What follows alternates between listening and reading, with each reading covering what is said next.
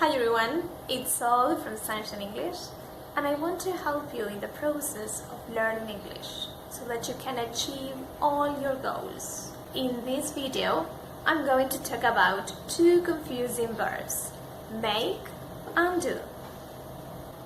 There are some verbs that can be confusing because they appear to have similar meanings, but they are used differently.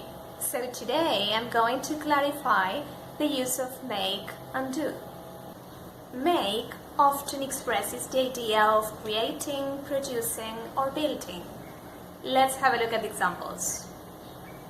My aunt is going to make my birthday dress.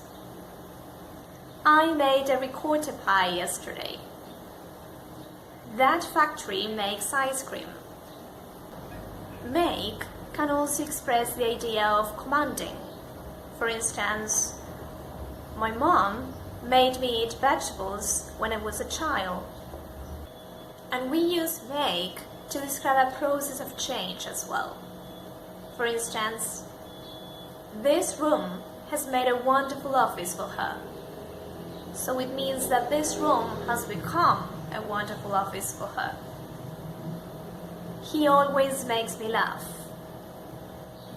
Do often describes an activity or a task.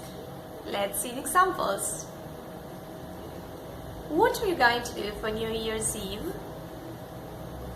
Sarah is doing something for her boss. And finally, we use do to describe regular tasks at home or at work. For instance, I haven't done the shopping yet. We do the stock taking every Tuesday morning.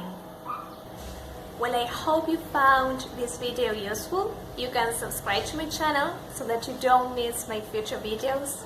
Thanks for watching it.